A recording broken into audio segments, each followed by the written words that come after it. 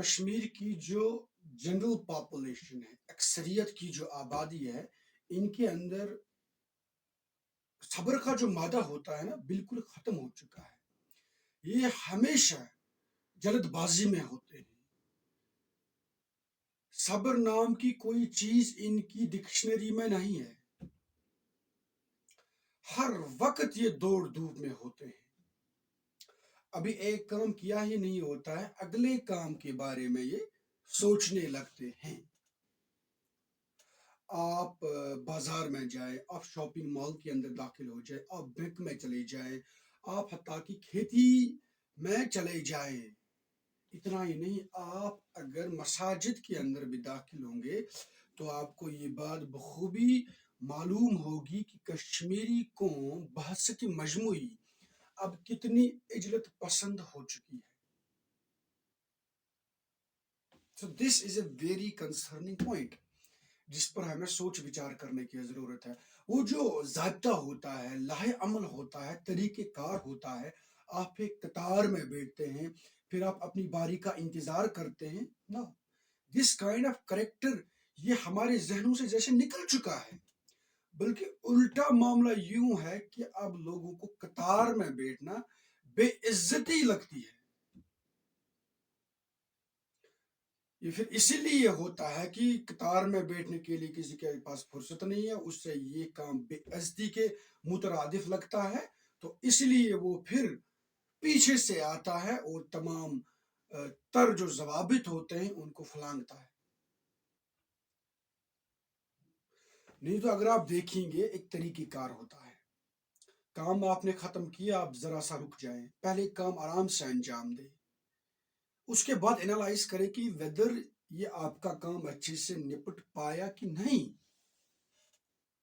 No, आगे दौड़ पीछे छोड़ के मुतरादिफ हम चलते ही जा रहे हैं, चलते ही जा रहे हैं। इससे क्या होता है, इससे हमारा जो नफ्स है, हमारे वजूद का जो नफ्सियाती हिस्सा है, उस पर खासा दबाव पड़ता है।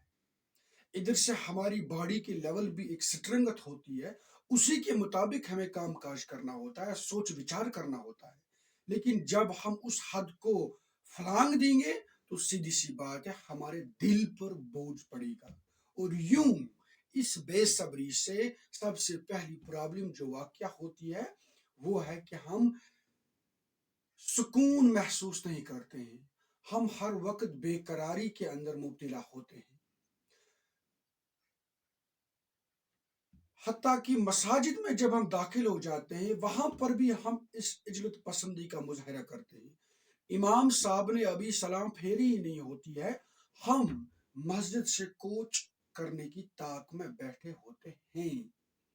कहीं अगर इमाम साहब ने जरा सी भी नमाज लंबी की तो उससे फिर बाद में सुनना पड़ता है। हाँ, ये बात सही है कि इमाम साहब को मुक्तदियों का भी खास ख्याल रखना है, लेकिन ये प्रॉब्लम अपनी जगह 100% दुरुस्त है कि हम इजलत पसंद बन चुके हैं। इसलिए फिर प्रॉब्लम वाकया हो जाती है। मसाजिद में जब हम नमाज अदा करते हैं या घर के अंदर हमारी माएँ बहनें जब नमाज अदा करते हैं तो कहा गया है उसके बाद चंद मिनट रुकें। जरूरी नहीं है, लेकिन मुस्तहसन करार दिया गया है इसको कि रुकें, दुआ मांगे, जिक्र करें, दरूद पढ़ें। ये अल्लाह ने इसलिए रखा था कि आपका जो दिल है ये इत्मीनान की सांसें लेगा। दूसरी बड़ी प्रॉब्लम जो इस बेसब्री से वाकया हो चुकी है वो है रिश्वतखोरी का माहौल इससे गर्म हो चुका है। अब आप चौंक गए होंगे कि बेसब्री, जल्दबाजी और इजलत पसंदी का रिश्वतखोरी से क्या ताल्लुक है। मैं कहता हूं इसका ताल्लुक बराह रास्त रिश्वतखोरी से है। कैसे? अभी मैंने आपसे कहा कि फुर्सत नाम की कोई चीज हमारे दिमाग में नहीं है। जब हम कोई काम करने जाते हैं, दैट इटसेल्फ इंडिकेट्स ये काम मेरे लिए जरूरी है, लेकिन मैं उस काम के अंदर जल्दबाजी करना चाहता हूं और उस काम को निगलेक्ट करता हूं ये कहते हुए कि मुझे आगे जल्दी है। तो जो काम आप इस वक्त कर रहे हैं क्या ये कोई मान्य नहीं रखती है? تو جب ہم اس طرح کا طریقہ کار دفاتر میں اختیار کرتے ہیں اور وہاں بیٹھے سرکاری ملازم سے کہتے ہیں کہ بھائی میرے پاس فرصت نہیں ہے، مجھے ایمرجنسی ہے، مجھے فلاں مجبوری ہے، لیکن سرکاری دفاتر میں ایک لگا بندہ نظام ہوتا ہے، وہاں پر ایک سیٹ پروٹوکول ہے، آپ کو اپلیکیشن لکھنی پڑتی ہے، آپ کو ریلیونٹ ڈاکومنٹ سبمٹ کرنے ہیں اس اپلیکیشن کے ساتھ. It is only after that آپ کو تھوڑا سا ٹائم دیا جائے گا اور سرکار دیکھے گی whether this person is eligible for this service or not. وہ اپنے ریسورسز کو چیک کرے گی. اٹس اونلی آفٹر دیٹ آپ کو سروس مہیا کی جائے گی.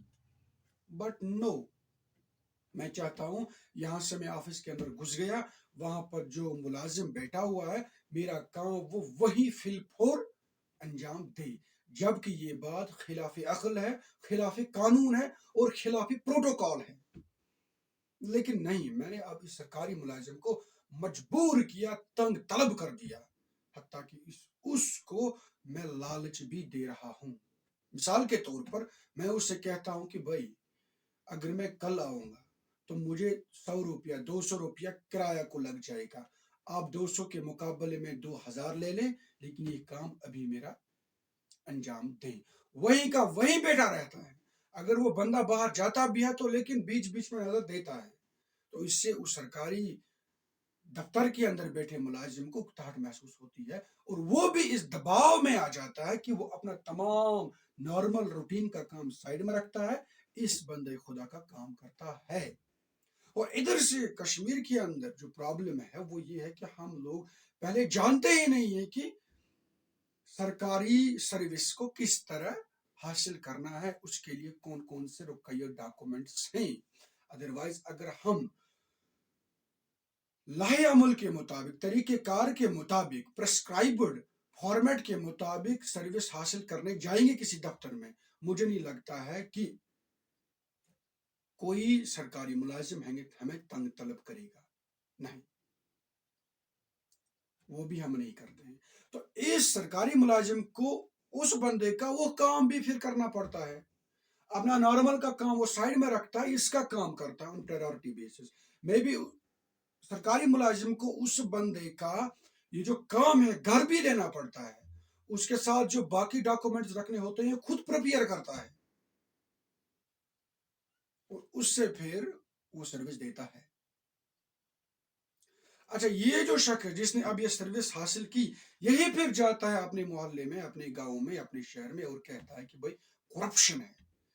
ادروائز ہم بھول جاتے ہیں کہ جلدی کی آڑ میں، اجلت پسندی کی آڑ میں، بے صبری کی آڑ میں اس کرپشن کو جنم دینے میں سب سے پہلا پارٹ میرا ہے. ایک مخصوص پیرائے میں اگر ہم دیکھیں گے، اس سرکاری ملازم نے اگر وہ چند پیسے لے لیے تو اس نے وہ حقیقی معنوں میں رشوت نہیں لی، بلکہ اس نے جو ایکسٹرا سروس ڈیلیور کی apart from his normal service اس بندے کو دے دی. اس کا کیس گھر جا کر اس کا ہوم ورک کر کے تو اس کی وہ اجرت بن گئی، کرپشن نہیں بن گئی. ایک مخصوص پیرائی کے اندر میں یہ بات کر رہا. الغرض اگر ہم صبر سے کام لیں گے، ضابطہ اختیار کریں گے، پرسکرائبڈ فارمیٹ کے مطابق سروس کو حاصل کریں گے، آئی ہوپ ایک تو ہمارے اندر جو یہ بے سکونی ہے، بے اطمینانی ہے، یہ انشاءاللہ دور ہو جائے گا اور ہمارے دل کا سکون، چین اور قرار بحال ہوگا. ایٹ دی سیم ٹائم اس سے ایک بہت بڑی بلیسنگ یہ واقعہ ہوگی کہ ہمارے سماج کے اندر جو رشوت خوری کا عنصر ہے یہ بالکل ختم ہو جائے گا. اگر بالکل ختم نہیں ہو جائے گا، ایک بڑی حد تک یہ انشاءاللہ ختم ہو جائے گا.